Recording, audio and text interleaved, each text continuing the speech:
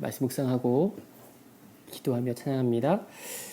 피곤한 자에게 능력을 주시며 무능한 자에게는 힘을 더하시나니 소년이라도 피곤하며 곤비하며 장정이라도 넘어지며 쓰러지되 오직 여호와를 앙망하는 자는 새 힘을 얻으리니 독수리가 날개치며 올라감 같을 것이요 다른 박질하여도 곤비하지 아니하겠고 걸어가도 피곤하지 아니하리로다.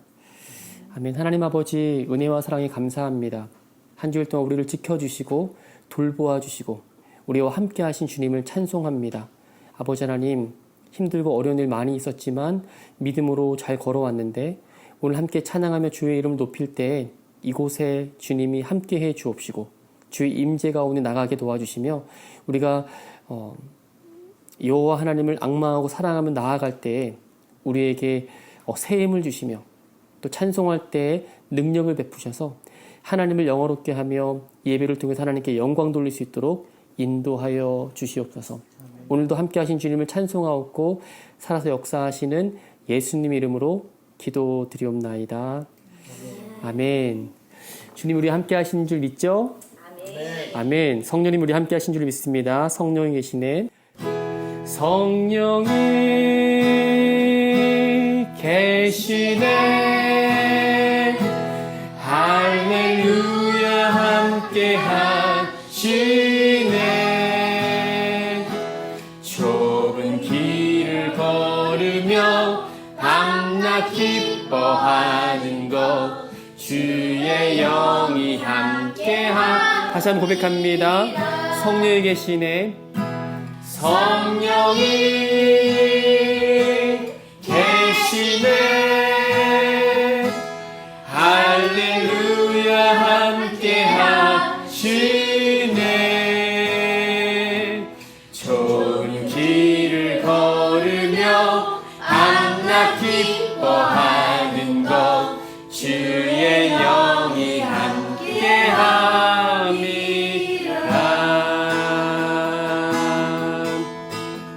아멘. 성령이 함께 하신 줄을 믿습니다. 아멘.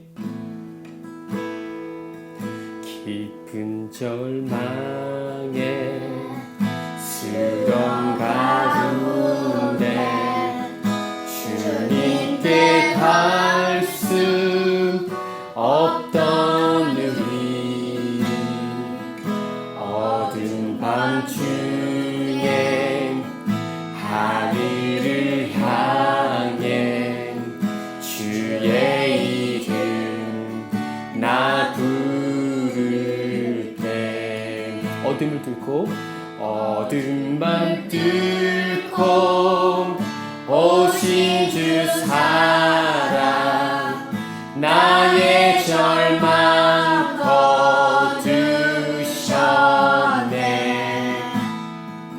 주님의 공로 다 이루셨네. 아멘.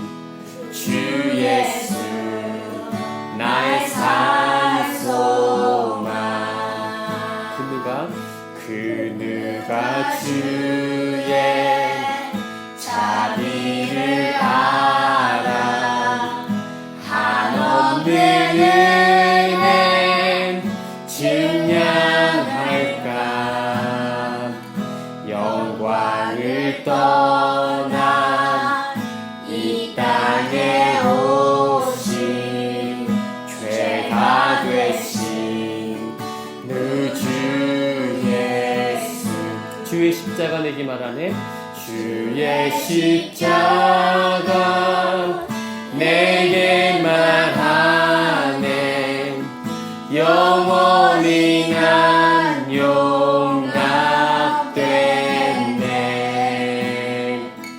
아름다운 신왕 나는 주의 것 그리스도 나의 산소망. 고백합니다. 할렐루야 할렐루야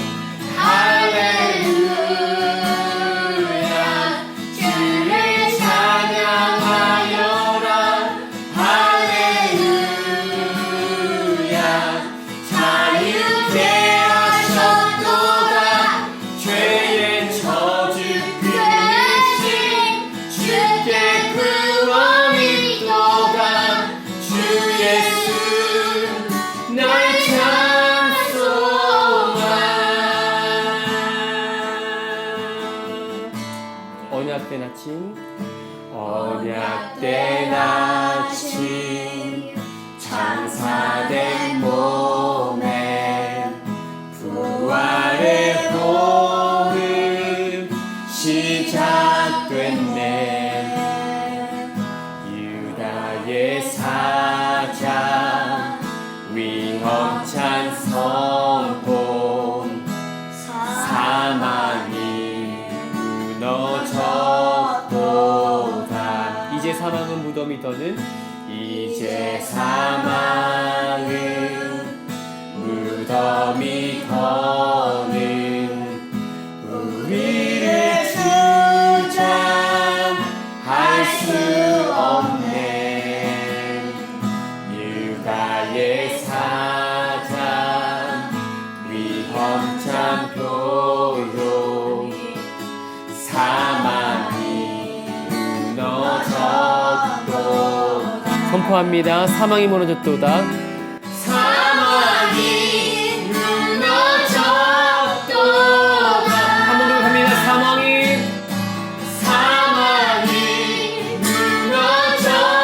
무너졌도다. 할렐루야. 할렐루야. 주를 찬양하여라. 할렐루야. 자유케 하셨도다. 죄의 저주 그르신 주께 구원이 있도다. 주 예수 날 산소마. 할렐루야. 할렐루야. 주를 찬양하여라. 할렐루야. 자유케 하셨도다. 죄의 저주 끊으신 주께 구원이 있도다. 주 예수 날 산소마. 주 예수 날 산소. 고백합니다. 그리스도 날 산소. 고백드립니다. 당신은 나의 산소마.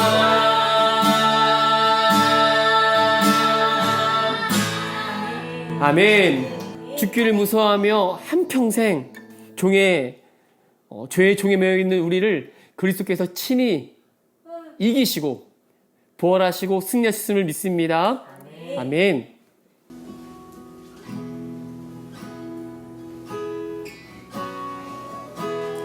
나의 기도하는 것보다 더욱 응답하실 하나님, 나의 생각하는 것보다 더욱 이루시는 하나님, 우리 가운데 역사하신 능력대로 우리들은 간구함을 넘치도록 능히 하신 주님께 모든 영광과 존귀 찬양과 경배를 돌릴지어다.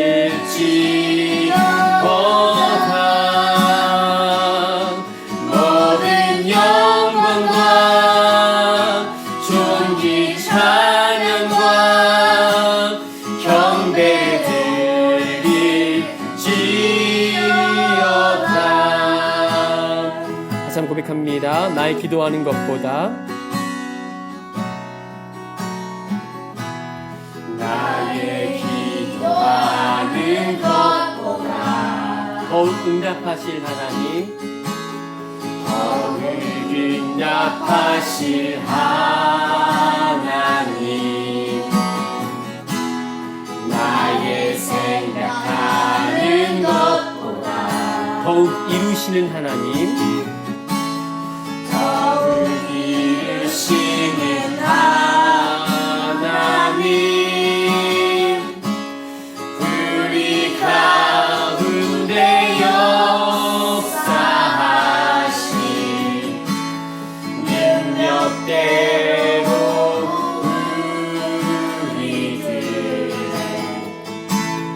간구함을 넘치도록 능히 하신 주님께 모든 영광과 존귀 찬양과 경배를 드릴지어다.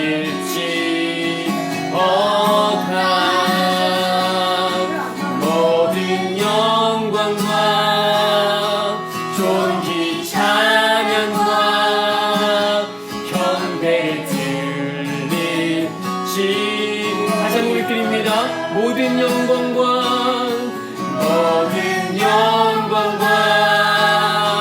존귀 찬양과 경배를 돌릴지어다. 경배를 돌릴지어다. 아멘.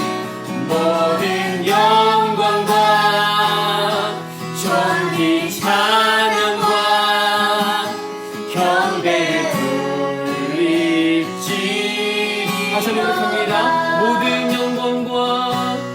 모든 영광과 존귀 찬양과 경배를 돌릴지어다. 모든 영광과 존귀 찬양과 경배를 돌릴지어다.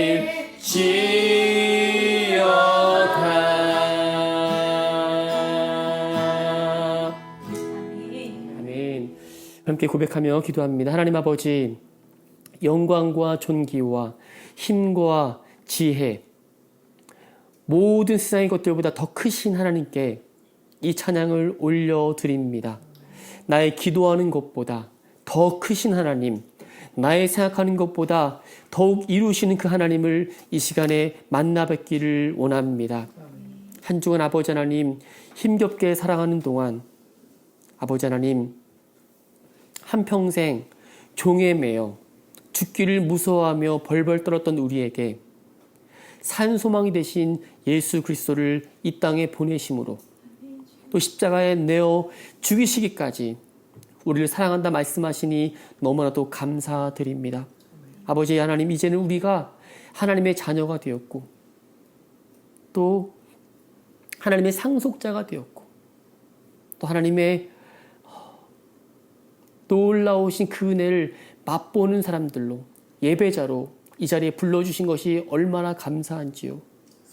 성령의 뜨거운 임재 가운데 주 앞에 우리가 나아가서 믿음을 고백하고 또 죄를 또한 고백하며 회개하며 아버지 우리 마음이 그리스도의 보혈로 더욱더 정결하게 되기를 간절히 원합니다.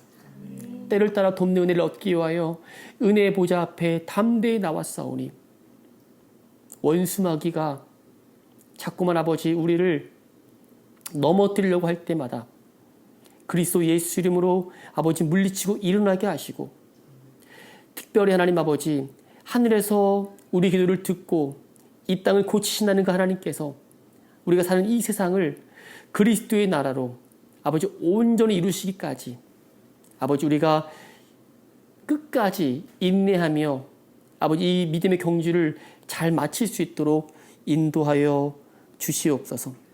하나님 아버지 오늘도 주의 이름만 찬송하기 원합니다. 홀로 영광을 받으시오며 마지막 때를 살고 있는 우리에게 하나님 아버지 복음의 메시지를 허락해 주셨사오니 복음을 들을 때마다 아멘으로 화답하게 하시고 아직도 복음 듣지 못해 죽어있는 영혼들에게 아버지 담대히 하지만 감사함으로 나아가서 기쁜 소식을 나눌 수 있도록 우리에게 힘과 능력도 더해 주시옵소서. 아버지 하나님, 우리가 함께 말씀을 상고합니다. 성령님께서 친히 찾아오셔서 우리를 진리 가운데로 인도하실 걸 믿사옵고 감사 찬송 올려드리며 다시 오실 예수님의 이름으로 기도드리옵나이다. 아멘. 오늘 주신 하나님의 말씀은요, 스바냐 말씀입니다. 스바냐 말씀, 스바냐 제파나이아 3장 14절부터 17절까지 우리 함께 한 목소리로 읽습니다. 시작. 시온에 따라 노래할지어다. 이스라엘아 기쁘게 부를지어다. 예루살렘 따라 전심으로 기뻐하며 즐거워할지어다. 여호와가 내 형벌을 제거하였고 내 원수를 쫓아냈으며 이스라엘 왕 여호와가 내 가운데 계시니 내가 다시는 화를 당할까 두려워하지 아니할 것이라. 그날에 사람이 예루살렘에 이르기를 두려워하지 말라.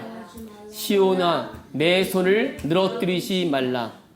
너희 하나님 여호와가 너희 가운데에 계시니 그는 구원을 베푸실 전능자이시라.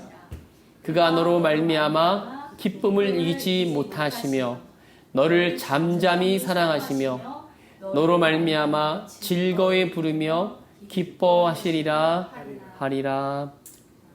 아멘. 아멘. 절망 가운데 산 소망을 붙들라. 제목 가지고 함께 은혜를 나누려고 합니다. 우리가 지금 이 자리에 있는 것 자체가 주님께서 우리에게 믿음 주셨다는 그 이유고, 그리고 우리가 절망 가운데 더 이상 머무르지 아니하고 그 동굴이 아닌 터널 같은 곳을 지나서 마지막에 정말 빛으로 찾아오신 예수님 만나는 그 시간까지 우리가 인생 가운데 여러 가지 터널이 있을 텐데, 하지만 그 가운데서도 주님이 우리 산소망 되심을 믿음으로 고백할 수 있기를 바랍니다. 오늘 본문을 보시면 스바냐가 나오는데요. 12소 선지자들 중에 한 명입니다. 이는 요시야 왕 때 말씀을 선포한 사람이에요. 요시야 왕 굉장히 유명한 왕이지 않습니까? 예루살렘의 멸망을 선포하면서도, 하지만 그게 끝이 아니라 소망 대신 주님이 계시다라는 것을 동시에 선포해 줍니다. 때가 되면서 하나님께서 유다 백성을 괴롭혔던 사람들을, 바벨론 사람들 다 내쫓아 버리시고 그 가운데 계시며 더 이상 두려워하지 말라는 말씀을 주세요. 예언서는 아직 일어나지 않은 말씀을 미리 선포하기 때문에 그 사람들은 이해를 못합니다. 저 얘기를 왜 하는지. 하지만 나중에 약 40년 후에, 아니면 그 나중에 후에 스바냐가 선포한 말씀이 이 말씀이구나라는 것을 나중에 깨닫게 되죠. 그래서 예언자들, 선지자들은 대부분 다 말씀을 선포할 때 환영받지 못했어요. 대부분 다 핍박을 받았고 지금 상황과 맞지 않다고 해서 잘못된 거짓 선자라는 오해도 받기도 합니다. 하지만 하나님께서 그의 입술에 말씀을 넣어주심으로 그 말씀이 선포됐고 나중에 그 말씀을 기억함으로 하나님께 주신 말씀이 저거구나. 그래서 그 말씀을 붙들고 있는 사람은 소망을 갖게 되는 것이죠. 스바냐가 활동할 때 유다 왕 요시야 왕은 16세 때 왕이 되어서 종교개혁을 일으키기 전까지 그 중간에 스바냐가 활동했다고 해요. 그러니까 스바냐가 선포한 말씀을 통해서 요시야 왕이 굉장히 많은 영향을 받았을 겁니다. 이미 유다가 멸망할 거라는 말씀을 선포했지만 멸망 안 했거든요. 그 미리 선포한 내용이 멸망뿐만 아니라 그 멸망 후에 산소망을 주시는 주님을 나중에 이스라엘 백성들이 깨닫게 되는 이야기가 이 스바냐의 말씀입니다. 요시야가 어린 나이에 왕이 되었을 때 유다 상황이 굉장히 나빴습니다. 권력층, 부자들, 가난한 사람들 압제하고요. 부당한 대우하면서 살았고요. 또 백성들은 또 우상 숭배를 많이 하면서 살았어요. 산당도 짓고 아세라 바알 신을 섬기면서 아세라와 바알이 하나님이다라고 선언하며 살았으니까 얼마나 그 시대 나빴던 것을 우리가 알 수 있죠. 그러한 상황 가운데 하나님의 선지자 스바냐가 하나님의 심판을 선포하고 동시에 하나님의 소망을 선포합니다. 이 말씀을 들은 요시야가 선한 영향을 받아서 종교개혁을 이루겠던 것이죠. 그러니까 선지자 스바냐는 요시야 왕이 그러니까 영적 부흥을 일으키는데 큰 역할을 감당한 사람이라고 우리는 평가할 수 있습니다. 저는 시대마다 하나님께서 쓰시는 그런 빛나는 사람들이 분명히 있다고 생각합니다. 세상은 계속 어두워질 거예요. 하지만 그 가운데 그리스도를 믿는 저 여러분이 빛을 반사하면서 그런 역할을 잘 감당하기를 바라고요. 삶은 소박하고 화려하지 않아도 하나님의 말씀에 순종하고 하나님 말씀에 끝까지 신뢰하는 영적 거장들이 다 되시기를 주 이름으로 축복합니다. 저 여러분을 통해서 자꾸만 소망이 사라져가는 세상에서 그런 예수 그리스도의 빛을 반사하며 선한 일들이 우리가 가는 곳마다 많이 일어나기를 부탁합니다. 이 땅에 우리를 살게 하신 이유가 거기 있지 않을까 싶어요. 14절 다시 보시면 시온에 따라 노래할지어다. 이스라엘아 기쁘게 부를지어다. 예루살렘 따라 전심으로 기뻐하며 즐거워하라고 말씀합니다. 본문은요, 이스라엘을 향해서 기뻐하라고 선포하고 있습니다. 그 당시에 나라를 잃고 기본권이 보장되지 않은 상태였고요. 또 바벨론에 의해서 멸망당하고 포로된 나라들이 굉장히 많았어요. 그런데 여기에 여러 민족 가운데 예루살렘을 향해서 특별히 말씀하는 거예요. 기뻐하라. 기뻐하라. 왜냐하면 다른 나라들은 기대할 것이 없지만 예루살렘, 즉 유다를 발등상 삼아서 함께 하시는 누가 계시기 때문에 여호와 하나님이 함께 하시고 계시기 때문입니다. 예루살렘은 다시 하나님의 주권이 회복될 거기 때문에 기뻐하라는 것이에요. 스바냐는 예루살렘 사람들이 모든 기본권을 박탈당한 다음에 압제 안에 사는 것을 이미 알고 있어요. 그리고 유다 백성이 나라를 잃고 노예로 살 것을 전제하고 있습니다. 그들이 지은 죄를 뭐라고 고백하냐면 그 다음 15절에 보면 형벌이라고도 합니다. 형벌을 받았다. 저 여러분의 가장 무서운 형벌이 무엇입니까? 돌이킬 수 없는 사고를 당한 것이 형벌입니까? 아니면 코로나와 같은 질병에 걸렸을 때를 형벌이라고 말할 수 있습니까? 아니면 불치병입니까? 직장을 잃게 되는 겁니까? 아니면 사업이 잘 안 돼서 마지막에 울며 겨자 먹기로 접어야 되는 것일까요? 물론 그 모든 것도 괴로운 일이고 쉽지 않은 일들일 겁니다. 그러나 하나님 백성에게 가장 큰 형벌은 무엇일까요? 바로 하나님께서 함께 하시지 않는 것이에요. 하나님께서 내어버려 두시는 것이 가장 무서운 형벌입니다. 이스라엘이 말씀에 순종하고 그분을 섬길 때 그들이 땅속 깊이 뿌리를 내리면서 잘 살았습니다. 그러나 하나님을 버리고 우상을 숭배했을 때 그리고 범죄했을 때 하나님은 저들을 떠나게 되었습니다. 사실은 떠나셨다기보다는 그들이 죄를 지으며 살도록 그냥 내어버려 두신 게 맞다고 할 수 있습니다. 그러므로 우리 하나님의 백성들에게는 삶의 방향성이 너무 중요한 것 같아요. 내가 무엇을 하든지 어디에 가든지 그 자리에 하나님을 모시는 것이죠. 분명 하나님 함께 하십니다. 그러나 하나님 이곳에 함께 계시도록 선포하고 그리고 우리가 믿음으로 바라보는 것이죠. 그래서 우리가 지금 가정에서도 예배할 수 있고 어디에 있었든지 우리는 예배자로 설 수 있는 것이죠. 왜요? 그 이유는 간단합니다. 하나님이 우리와 함께 하시기 때문입니다. 이것이 바로 성경의 약속입니다. 그런데 문제는요, 우리가 그것을 깨닫고 있느냐가 문제인 것이죠. 항상 주님이 함께 하셨는데 불평하는 사람들 보면 어떻게 돼요? 주님 그때 어디 가셨습니까? 왜 안 도와주셨습니까? 라고 불평하는 이유는 하나님이 함께 하셨음에도 불구하고 그것을 믿음으로 보지 못했기 때문이 아닙니까? 하나님은 내 삶의 자리에 모셔온다는 말은 무슨 말일까요? 나와 언제나 어디서나 함께 하시는 하나님의 임재를 느끼며 그분이 내 삶의 진짜 주인 되심을 믿음으로 고백하는 게 신앙생활을 잘하는 것이라고 볼 수 있는 것 같아요. 시편 1편 1절로 3절 보시면 복 있는 사람은 악인들의 꾀를 따르지 아니하며 죄인들의 길에 서지 아니하며 오만한 자들의 자리에 앉지 아니하고 오직 여호와 율법을 즐거워하여 그 율법을 주야로 묵상하는도다. 그는 시냇가에 심은 나무가 철을 따라 열매를 맺으며 그 잎사귀가 마르지 아니함 같으니 그가 하는 모든 일이 다 형통하리로다 말씀합니다. 여기 보면요, 하나님의 말씀 묵상하고 또 붙드는 사람을 가리켜 시냇가에 심은 나무와 같다고 말씀하고 있어요. 철 따라 열매를 맺고 그 잎이 시들지 않아서 하는 일이 모두 다 잘 될 것이라고 말합니다. 그런데 여기서 하나 짚고 넘어갈 게 있어요. 사실 말씀을 밤낮 묵상하고 너무 좋으니까 그 행위를 보시고 형통한 삶을 주시는 걸까요? 아닌 것 같아요. 하나님 백성은 하나님께 붙들려서 하나님 말씀 안에서 사는 방법을 배우며 살아가기 때문에 무슨 일을 만나도 어떤 고난을 당해도 우리는 그것을 형통이라고 말하는 것이에요. 왜냐하면 요셉을 보시면 요셉을 무슨 사람이라고 말합니까? 형통한 사람이라고 말해요. 근데 성경은 그가 감옥에 가도 형통하였더라고 되어 있어요. 우리 눈으로 볼 때는 감옥에 간 게 형통입니까? 아니죠. 그것은 형통한 것이 아니잖아요. 실패한 거잖아요. 그런데 성경은 정확하게 감옥에 가 있어도 형통하다라고 말합니다. 형통한 것을 다시 풀어 얘기하면 하나님이 그와 함께 하셨다는 거예요. 초막이나 궁궐이나 그냥 그 어디나 뭐죠? 하늘나라. 주님이 함께 하시기 때문에. 그러니까 우리가 어디 있든지 상관없는 거죠.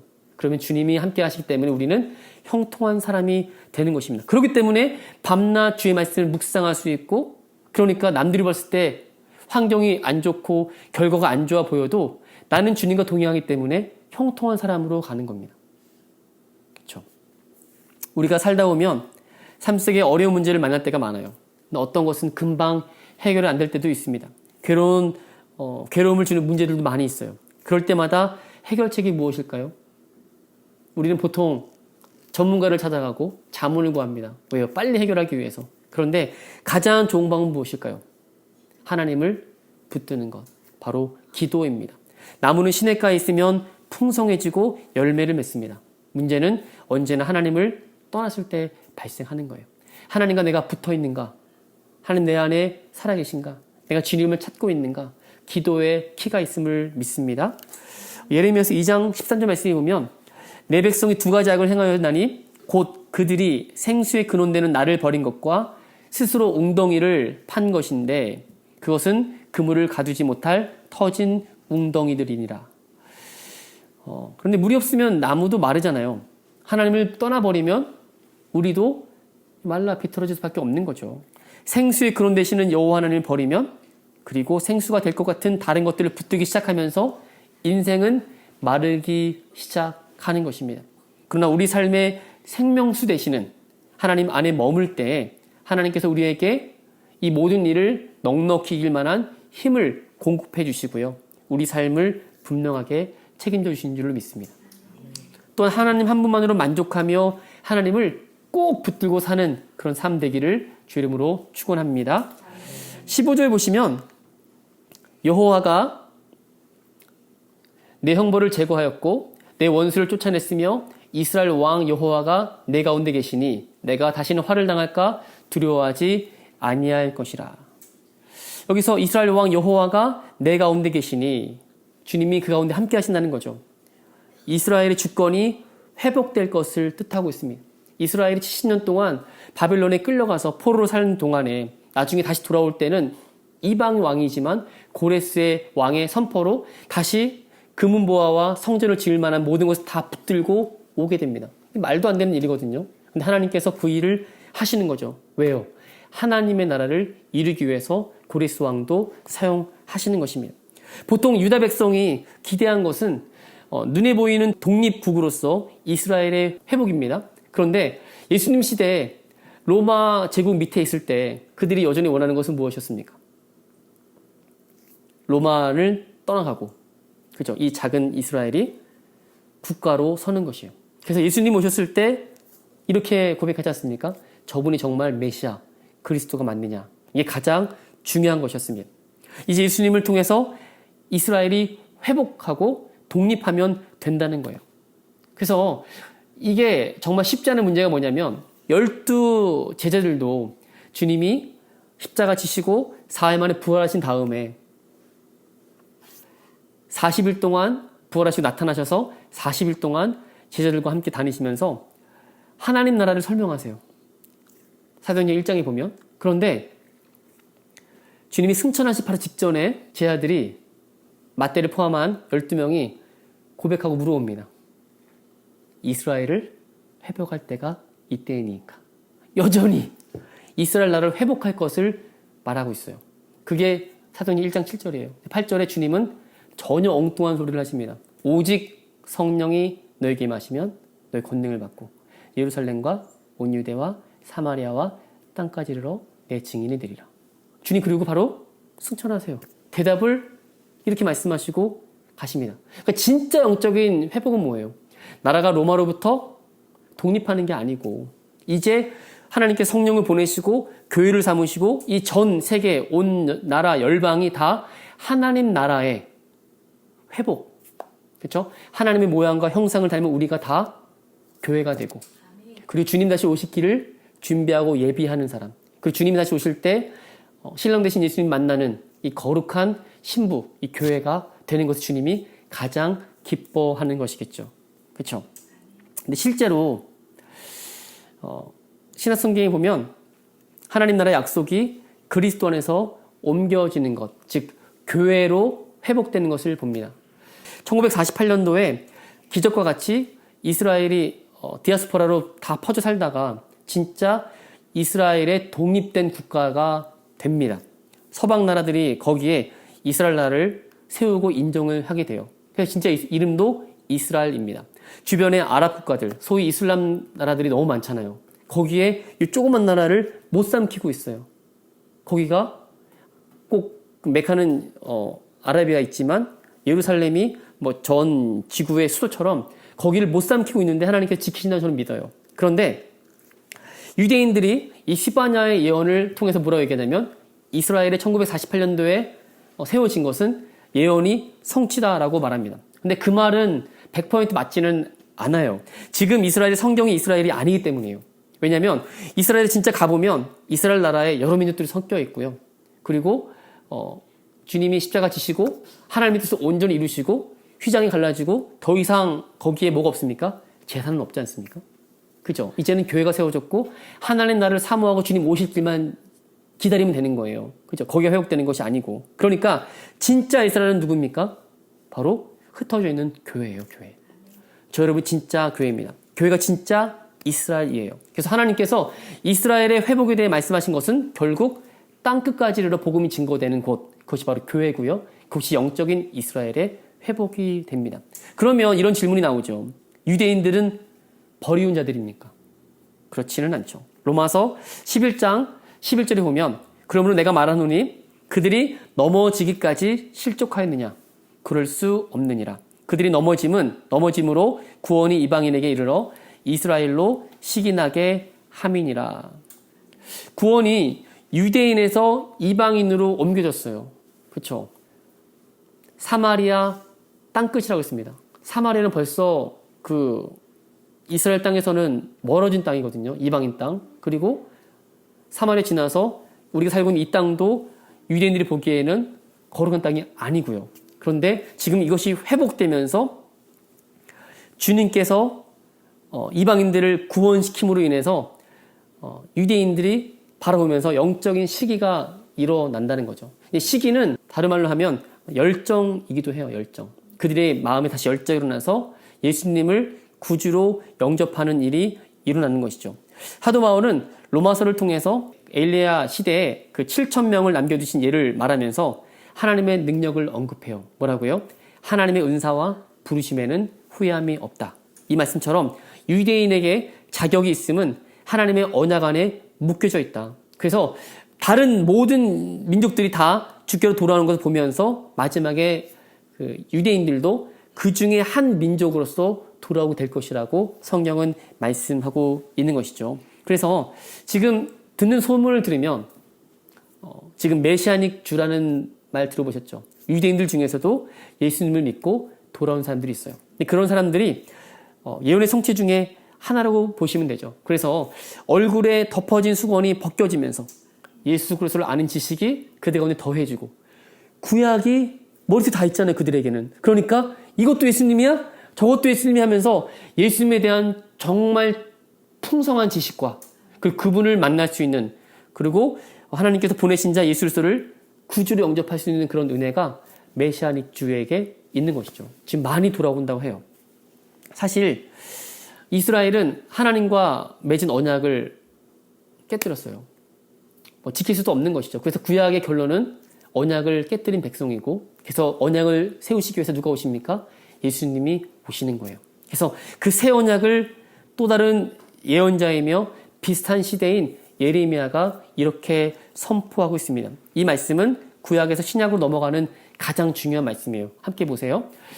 여호와의 말씀이니라. 보라, 날이 이르리니 내가 이스라엘 집과 유다 집에 새 언약을 맺으리라. 31절 보시면 이 언약은 내가 그들의 조상들의 손을 잡고 애굽 땅에서 인도하여 내던 날에 맺은 것과 같지 아니할 것은 내가 그들의 남편이 되어서도 그들이 내 언약을 깨뜨렸습니다.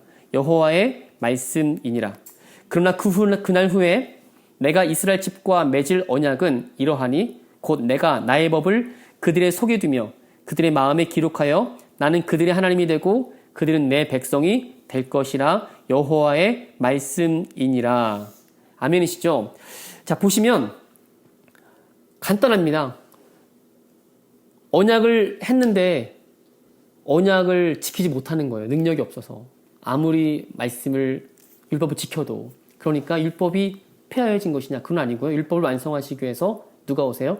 예수님이 오신 것이죠. 예수 그리스도의 십자가 언약은 단순히 모세 언약의 회복이 아니고 완전한 새로운 언약이 됩니다. 그래서 옛 언약, 구약이 아니라 완전한 새 언약, 즉 신약이 되는 것이죠. 그래서 우리는 신구약을 다 믿고 있는 거고요. 유대인들은 우리와 똑같은 구약 성경을 갖고 있지만 구약이라는 말을 안 써요.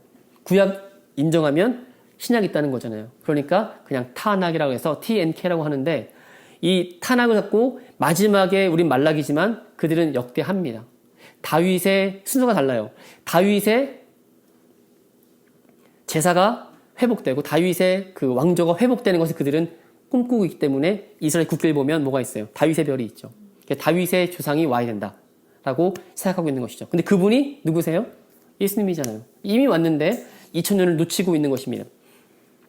이 새 언약의 길을 열어주신 분이 바로 예수 그리스도세요. 이 스바냐는 하나님이 함께 하신다는 것을 강조하면서 모세 언약보다 더 큰 언약을 선물합니다.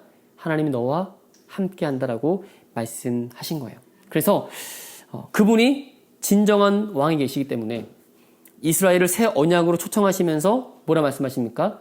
너희 가운데 내가 함께 하겠다라 말씀하세요. 전에는 말씀을 줬더니 말씀을 지키지 못하니까 이제는 말씀을 버리지 못하도록 어디 주세요? 마음판에 새겨주세요. 이거 신비에 새겼다고 그러죠. 신비에. 돌비에 새긴 게 아니고 신비에 새겼습니다. 더 이상 잊어버리지 못하도록. 그러면서 내가 너의 하나님이 되고 너는 내 백성이 될 거야 라고 주님은 선포하시고 우리가 그 하나님 백성이 되었으니까 끝까지 우리를 견인해 가시면서 하나님 백성으로 완성하실 것이에요. 그러므로 이 새 언약의 시대에 가장 중요한 것은 무엇일까요? 하나님 우리와 함께 하신다는 거예요. 우리가 어디를 가든 하나님의 다스림을 받을 수가 있고 주의 보호심 안에 있다는 것입니다. 그래서 누굴 보내십니까? 또 다른 보혜사 성령님을 우리 가운데 보내시는 거예요. 그래서 예수를 믿는다면, 예수님을 정말 믿는다면 우리 안에 누가 계십니까? 성령님이 함께 하시는 겁니다. 성령님이 내주하시는 우리 그리스도인들은 어디 있어도 교회가 되는 것이고요. 성령님께서 하나님의 뜻을 가르쳐 주시고 깨닫게 하시는 거죠. 그래서 이제 우리가 살고 있는 이 시대는 어찌 보면 교회 중심이고 성령님 운행하시는 중심의 교회가 되어야 됩니다. 처음 성령님이 오실 때는 불의 혀같이 그죠? 임하셨죠. 다 눈에 보였다 해서 누가복음에 보면 사도행전 보면 그런데 이제는 성령님이 오시는 것을 우리 눈으로 볼 수 없어요. 하지만 믿음으로 고백하면 우리 안에 내주하시고 역사하시는 것입니다. 그래서 하나님 백성으로 살아간다는 것은 눈에 보이지 않는 성령님께서 우리 가운데 내주하셔서 우리를 진리 가운데로 인도하신다는 것을 믿고 살아가는 것입니다. 지난 9일에요. 동남아시안 게임이 있었습니다. 여자 5000m 이 결승에서 있었던 이야기인데요. 캄보디아 국가대표 보우 삼랑이라는 선수가 폭풍우 가운데 포기하지 않고 결승전까지 들어가는 모습을 보면 사람들이 찬사를 보내는 장면이 이 사진입니다. 빗속을 뚫고 들려오는 관중의 응원 소리가 제가 뉴스를 봤더니 대단하더라고요. 폭우의 강풍, 천둥번개까지 쳤지만 이 포기하지 않고 끝까지 달렸던 것이에요. 1등은 이미 6분 전에 들어갔습니다. 마지막 선수예요. 근데 포기하지 않고 비를 맞으면서 경기를 했던 것입니다. 근데 그녀가 이겨낸 것은요, 이 악천후뿐만이 아니었다 그래요. 어려운 가정 형편 가운데 신발이 한 짝밖에 없었대요. 그리고 뭐 콘크리트 위에서 연습을 해야 됐고, 또 몇 년 전에는 아버지가 돌아가셔서 정말 어려운 상황 가운데 있었다 그래요. 그리고 더한 문제는 선수의 치명적인 건강이었습니다. 몸이 좋지 않아서 경기 당일날에도 가장 옆에서 잘하는 코치가 안 나가면 안 되겠냐, 너 건강을 먼저 생각해라 라고 할 정도로 몸이 좋지 않았다 그래요. 그런데 이 불굴의 의지로 경기에 출전하기로 결정했습니다. 가진 역경을 이겨내고 나니 훈센 총리가 그런 1만 불의 그 후원금까지 나중에 전해줬다 그래요. 이 선수가 최악의 여건에서도 무엇이 그를 끝까지 달리게 했을까? 저는 이것이 굉장히 궁금했습니다. 뭘 저렇게 끝까지 달리겠을까? 마지막 꼴등이기도 하고 비도 엄청 오니까 포기해도 아무도 뭐랄 사람도 없고 그냥 잘했다라고 할 정도인데 왜 그랬을까? 최악의 조건이었지 않습니까? 경기를 포기할 수도 있었어요. 그런데 그가 말하기를 캄보디아를 대표하는 의무가, 나는 국가대표이기 때문에 마지막까지 끝까지 해야 된다는 의무가 그 가운데 있었다고 그래요. 인생에서 조금 느리게 가듯 아니면 조금 빠르게 가든 포기 안 하면 목표를 이룰 수 있다는 그의 고백을 인터뷰에서 들을 수가 있었습니다. 앞으로 인내하면서 계속 앞으로 나아가겠다. 20살이에요. 대학도 진학할 것이고 더 좋은 경기 모습 보여주겠다고 이야기했는데 이런 감동이 전 세계에 화제가 됐습니다. 근데 저는요, 이 뉴스를 보면서 저 여러분 모두가 하나님 나라를 향해서 달려가는 장거리 운동선수가 아닌가 우리가 생각을 해봤어요. 뉴스에 등장하는 보호 삼랑이라는 선수를 보면서 저 여러분이 하나님 나라의 대표 선수다. 그렇죠? 소낙비가 장대가 쏟아지는 믿음의 경주 속에서 조금은 느리더라도, 그렇죠? 등 앞에 내 뒤에 아무도 보이지 않더라도 경기장에 가득 찬 관중들의 찬사가 마치 천사들이 우리 보고 이겨라, 이겨라, 끝까지 이 환호 소리로 저는 들리더라고요. 인생의 경주에서 사람마다 왜 어려운 일이 없겠습니까? 그렇죠? 하지만 그리스도인들이 인생의 최악의 조건 속에서 포기하지 않고 끝까지 달릴 수 있는 이유가 뭘까요? 그것은 하나님께서 우리를 사랑하시기 때문입니다. 여러분, 조금 더 힘내시기 바랍니다. 하나님께서 우리를 잠잠히 바라보시면서 우리를 하나님 나라로 끝까지 견인해 가실 줄로 믿습니다. 그런 의미에서 17절 말씀은 우리의 굉장히 도전이 돼요. 우리 함께 이것을 읽어보겠습니다. 17절 말씀 시작. 너의 하나님 여호와가 너희 가운데에 계시니 그는 구원을 베푸실 전능자이시라.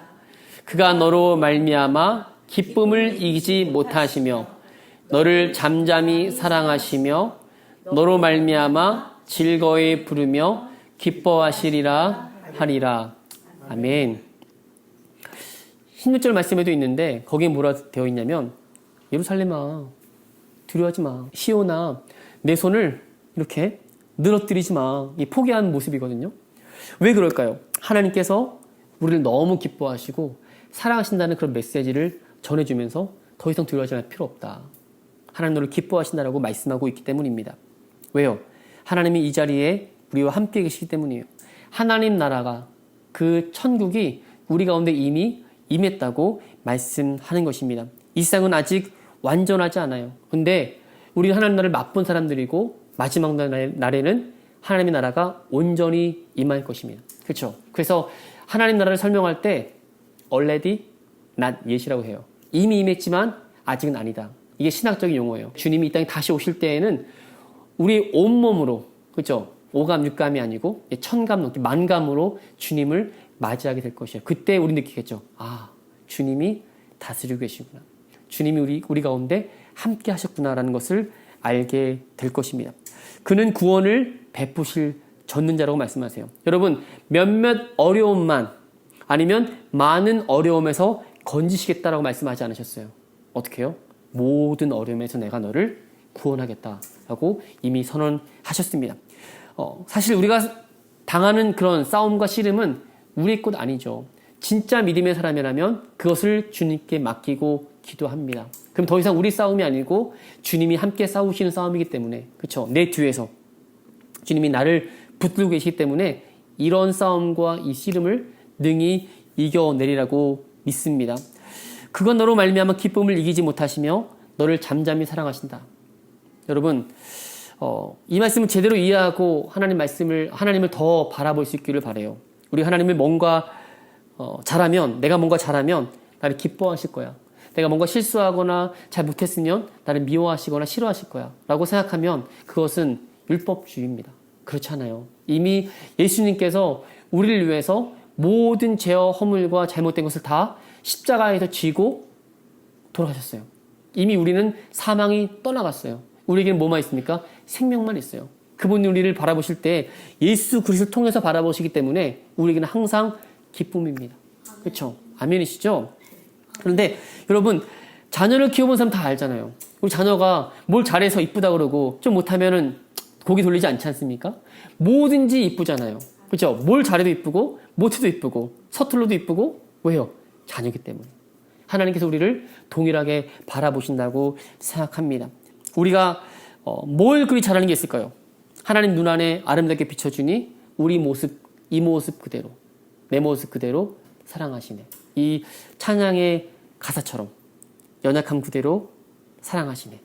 하나님은 저 여러분을 끝까지, 요만큼만 사랑하는 것이 아니라 끝까지, 주님 오실 그날까지, 우리가 주님 앞에 갈 때까지 끝까지 사랑하시는 분인 줄로 믿습니다. 마지막 보시면요, 이게 마지막이에요. 너로 말미암아 즐거이 부르며 기뻐하시리라 하리라. 하나님 아버지께서는 우리와 항상 함께 하시길 원하시는구나. 왜요? 우리 너무나 사랑하시니까. 우리 바라만 보셔도 좋으시니까.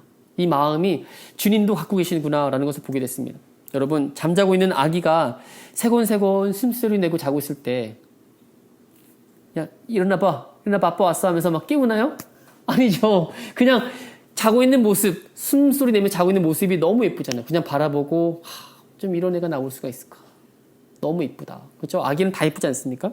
천사의 모습이잖아요. 그게 바로 하나님께서 나를 바라보시는 모습 아닌가. 다시 한번 묵상해 보기 원합니다. 얼마나 흡족해 하시고 나를 얼마나 흠모하시는지, 그런 그 말씀을 보기를 원합니다. 이 사랑의 마음을 알면 우리는 신앙생활을 할 때 조금 더 기쁘게 할 수 있을 것 같아요. 왜요? 하나님이 우리를 너무 사랑하시는구나.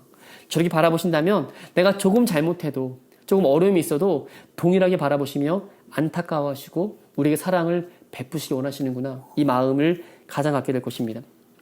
이 세상에서 가장 복된 사람이 누구일까 생각해 봤습니다. 주님이 저와 여러분을 바라보시면서 기쁨을 이기지 못하며, 그죠? 어쩔 줄 몰라 하시는 그 모습. 내가 너를 얼마나 사랑하는 줄 아니? 내가 너를 얼마나 기뻐하는 줄 아니? 이 말씀을 통해서 들으시고, 또 말씀 끝나고 다시 찬양하면서 또 고백할 텐데, 이 고백을 통해서 우리도 하나님께 우리의 사랑을 올려드릴 수 있기를 바랍니다. 이제는 그 사랑을 받았으면요, 그 사랑을 함께 나누고 또 고백하고, 하나님 나만 사랑하셔가 아니고 옆에 내가 좀 미워하고 싫어하는 사람이 있어도 생각해보면 그분도 하나님이 만드셨거든요. 그렇죠? 우리가 미워할 이유가 없고 싫어할 이유가 없고 용서하고 용납하고 그리스도 안에서 하나님을 사랑하되 내 이웃을 내 몸처럼 사랑할 수 있는 그런 마음이 우리 가운데 샘솟을 수 있기를 주님의 이름으로 축원드립니다. 아멘. 이 시간 찬양하고 기도할 때 여러분 예레미야 3장 33절 보시면 주께서 인생으로 고생하게 하시며 근심하게 하심은 본심이 아니다라고 말씀하고 있습니다. 얼마나 우리를 사랑하시는지 함께 보기로 오네요. 잠깐만요.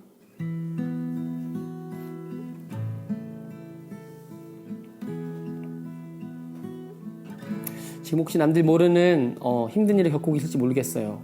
그 가운데 그래도 우리 주님이 함께 하신 줄로 믿습니다. 저 여러분 모두 하나님 나라의 대표 선수인 거 잊지 마시고 하나님의 은혜로 말미암아 끝까지 믿음의 경주를 완주할 수 있기를 주 이름으로 축복합니다. 누가 뭐래도 저 여러분 잘 가고 계신 거예요. 이 길은 혼자 가는 길이 아닙니다. 천사들의 환호성과 응원을 잊지 마시고 믿음의 주요 온전케 하시는 예수 그리스도를 바라보면서 천국 가는 길 끝까지 함께 갈 수 있기를 바랍니다. 인내로서 우리 앞에 당한 믿음의 경주를 함께 이겨내며 아버지께 영광 돌릴 수 있는 시간 될 수 있기를 바랍니다. 우리 찬양합니다. 또 났나요? 너의 하나님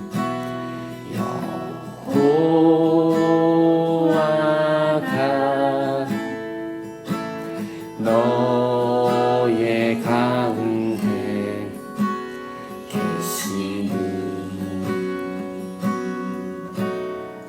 그는 구원을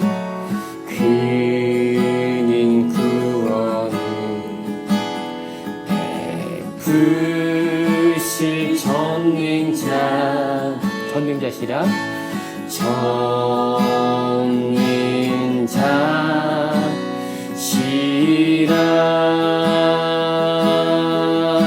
그가 너로 인하여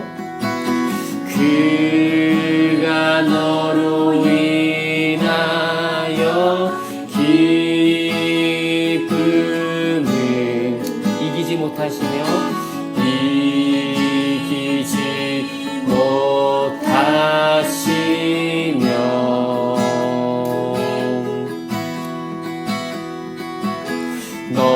너를 잠잠히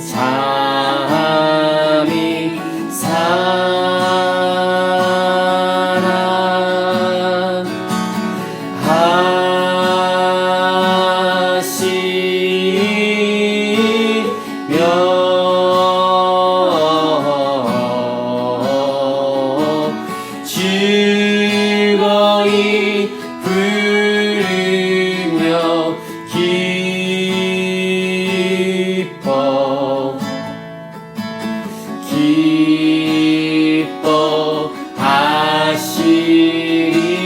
기뻐하시리라. 그가 너로 인한 기쁨을 그가 너로 인하여 기쁨을 이기지 못하시며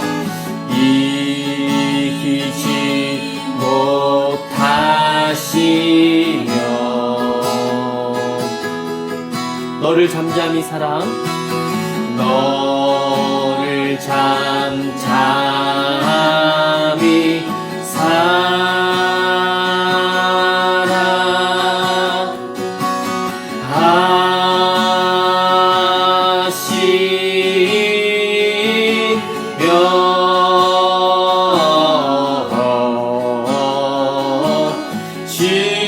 즐거이 부르며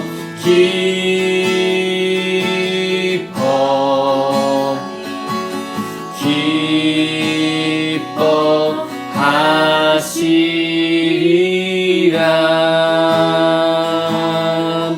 함께 기도할 때 하나님 아버지 우리를 사랑하시는 그 사랑이 얼마나 큰지 십자가 사랑을 우리에게 보여주시고 우리에게 가르쳐주시고 깨닫게 하셨는데 하나님 아버지 성령을 우리 가운데 다시금 그 사랑을 부어주셔서 하나님 아버지 힘들고 어려운 이 세상 살아가는 동안에 믿음으로 넉넉히 이길 수 있도록 인도해달라고 함께 합심하여서 간절히 기도합니다. 하나님 아버지 감사합니다. 하나님 우리를 너무나 사랑하시고 아버지 끝까지 사랑하신다 말씀하신 주님 아버지 하나님 우리와 함께 하시는 그 여호와 삼마 하나님께서 주님 우리를 붙들어 주시고 은혜 베풀어 주시기를 간절히 원합니다. 하나님 아버지 인생으로 고생하게 하시며 근심하게 하시면 본심이 아니라고 하셨는데 아버지 하나님 우리로 하여금 주님을 오해하지 않도록 주님 도와주십시오. 성령님 우리 가운데 하나님의 사랑을 부어주셔서 믿음으로 매일매일 삶을 이기게 하여 주시고 아버지 특별히 우리와 동행하시며 동거하시며 아버지 어디를 가든지 내가 너와 함께하며 떠나지 않겠다 말씀하신 것 같이 하나님 아버지 오늘도 믿음으로 살며 아버지 인내로서 우리 앞에 당한 믿음의 경주를 감당할 수 있도록 도와주시기 원합니다. 아버지 하나님 도와주시옵소서 붙들어 주시옵소서 그 사랑 우리를 하여서 아버지 매일매일 삶을 이기게 도와주시옵소서 아버지, 가장 아버지 우리에게 큰 형벌이 무엇입니까? 아버지, 하나님이 함께 하시지 않는 것인데 아버지, 우리가 주님을 모른다 하면 주님을 떠나지 않도록 주님 우리를 붙잡아 주시옵소서. 우리와 동행해 주시옵소서. 아버지, 현재의 고난은 장차라고 영광을 좋게 비교할 수 없음을 알게 도와주셔서 하나님과 함께하는 그 놀라운 임마누엘의 복을 우리 가운데 더하여 주시어서 아버지, 믿음으로 살 수 있도록 도와주시옵소서.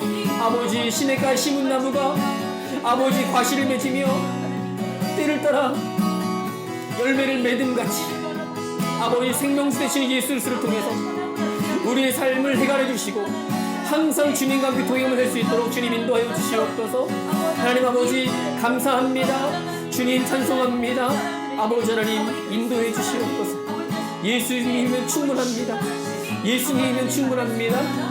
예수님이면 충분합니다. 우리와 함께 해주시옵소서. 주님 감사합니다. 주님 감사합니다. 찬송합니다. 홀로 영광 받으시옵소서. 주님의 그 사랑과 은혜에 찬송합니다.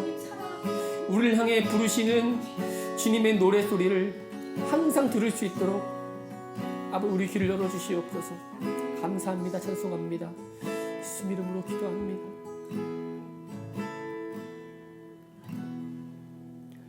이제는 영원한 생명수가 되셔서 목마름을 해결해 주시는 우리 주 예수 그리스도의 무한하시는 십자가의 은혜와 하나님의 형언할 수 없는 사랑하심, 보호하심, 그리고 함께하심과 보혜사 성령님의 내주교통 충만 축복하심이 쏟아지는 장대비를 맞으며 믿음의 경주를 포기하지 않고 인내하며 달리는 사랑하는 성도들과 또 엠베지 교회를 통해 예배하는 많은 성도들과 온 세계 열방에서 선교하며 하나님 나라를 위해 수고하는 선교사님들 위해 지금부터 영원까지 함께 하시기를 간절히 축원하옵나이다. 아멘. 아버지 감사합니다. 하나님 찬양합니다. 하나님께 영광 돌립니다. 아버지께 영광 돌립니다. 아멘.